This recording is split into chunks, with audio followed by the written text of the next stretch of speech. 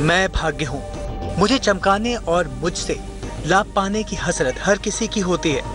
कुछ लोग कर्म करके मुझे चमकाते हैं तो कुछ लोग किस्मत का रोना रोते रहते हैं। लेकिन एक बात जान लीजिए, मैं आपको अच्छे कर्मों से ही चमकाता हूँ। जो जैसा कर्म करता है वैसा ही फल देता हूँ। लेकिन मैं ये नहीं कहता कि भाग्य कर्म के बिना अधूरा है, लेकिन मैं ये भी कहता हूँ कि आप केवल भाग्य के भरोसे ही रहें और कर्म ना करें। जिंदगी में बहुत सारे अवसर ऐसे आते हैं जब आप बुरे हालात का सामना कर रहे होते हैं और ऐसे में आप सोचते हैं कि क्या किया जा सकता है, क्योंकि इतनी जल्दी तो सब कुछ बदलना संभव नहीं है। लेकिन मैं आपको बता दूं कि हर चीज और हर बदलाव की शुरुआत कर्म से ही हो सकती है। कई बार तो ऐसा भी होता है जब कर्म किए बिना ही फल मिल जाता है।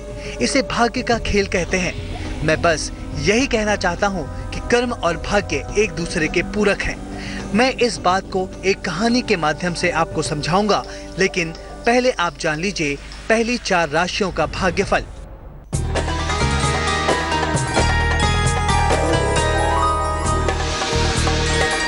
सबसे पहले बात, मेष राशि की यात्रा पर जाने का योग है। पैसे का लाभ होगा आपको। सेहत पर ध्यान दें। शुभ रंग गुलाबी। भाग्य प्रतिशत 91।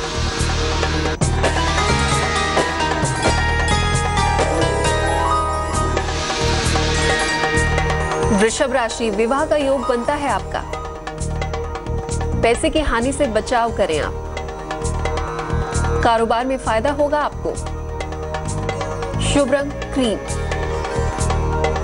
भाग्य प्रतिशत 65।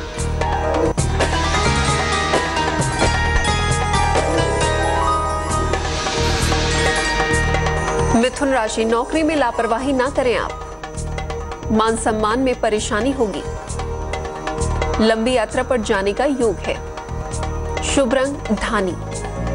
भाग्य प्रतिशत 78।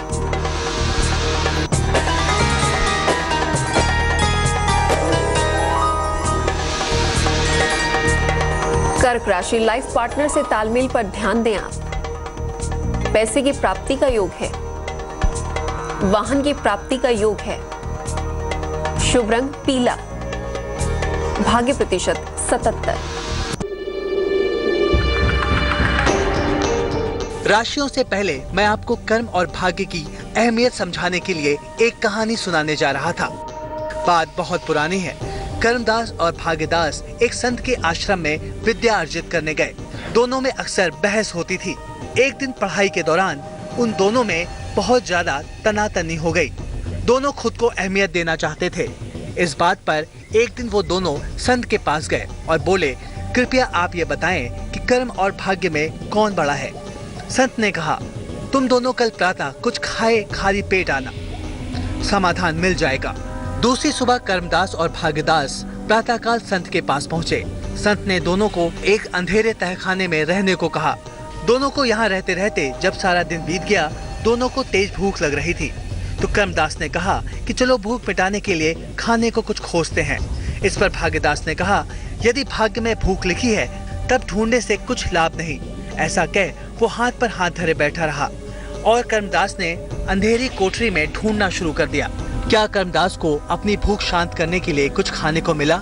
ये बात मैं आपको कहानी में आगे बताऊंगा, लेकिन जान लीजिए अगली 4 राशियों का हाल।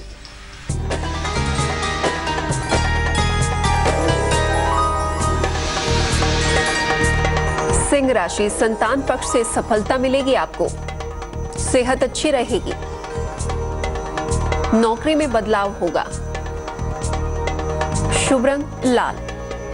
भाग्य प्रतिशत 81।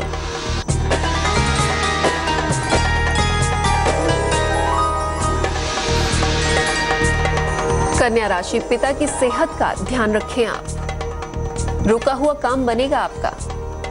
कर्ज देने से बचें आप। शुभ रंग हरा। भाग्य प्रतिशत 74।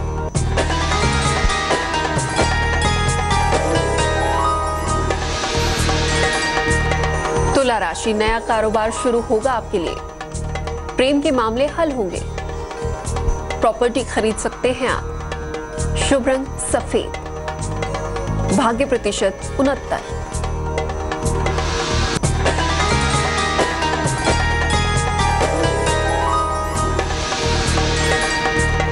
वृश्चिक राशि, गुस्से पर नियंत्रण रखें आप। नौकरी में बदलाव ना करें, धैर्य से काम लें। शुभ रंग नारंगी, भाग्य प्रतिशत 86।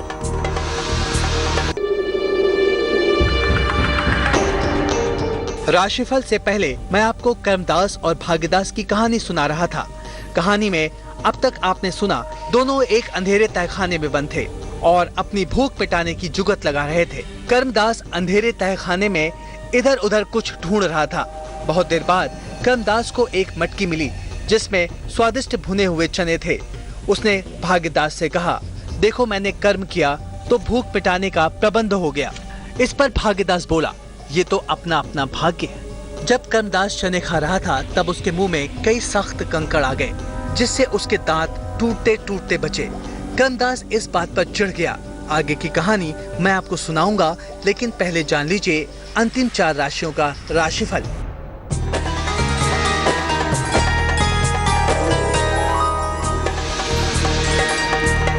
धनु राशि, परिवार में मांगलिक काम होने का योग है।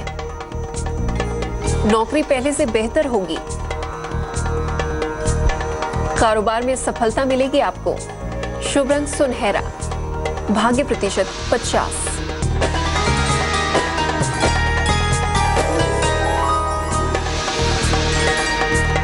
मकर राशि, संतान प्राप्ति का योग है।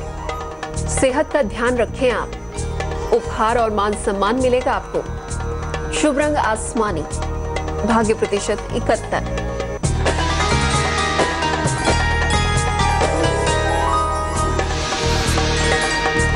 कुंभ राशि, विदेश यात्रा का योग है।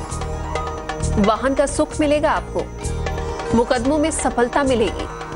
शुभ रंग नीला, भाग्य प्रतिशत 87।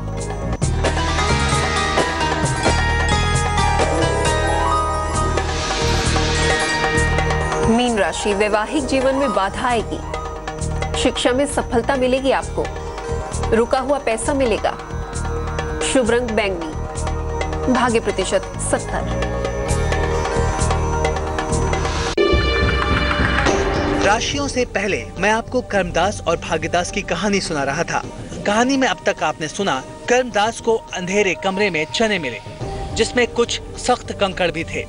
कंकड़ मिलने से कर्मदास चिढ़ गया और उसने सारे कंकड़ भाग्यदास को देते हुए कहा, मेरी तो भूख मिट गई, ये लो, ये कंकड़ तुम अपने भाग्य के समझ के रख लो। और जोर से हंस पड़ा। मायूस भाग्यदास कंकड़ लेकर भूखा ही सो गया। अगले दिन दोनों महात्मा के पास पहुंचे और सारा हाल कह सुनाया। गुरुजी ने कहा, कर्मदास तुमने कर्म किया तो भूख मिट गई और भाग्यदास के भाग्य में हीरे थे जो मैंने चने के साथ मिलाकर रखवाए थे, जिन्हें तुमने कंकड़ समझकर दे दिए। अब क्या समझे? दोनों को चुप देखकर गुरुजी ने समझाया, कर्म और भाग्य एक दूसरे के पूरक हैं।